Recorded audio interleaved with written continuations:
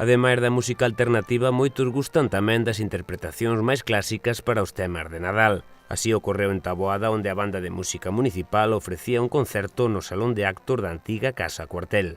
Foi unha das actividades que deron inicio á nutrida axenda de Nadal neste municipio. Quedan cun anaco da súa música.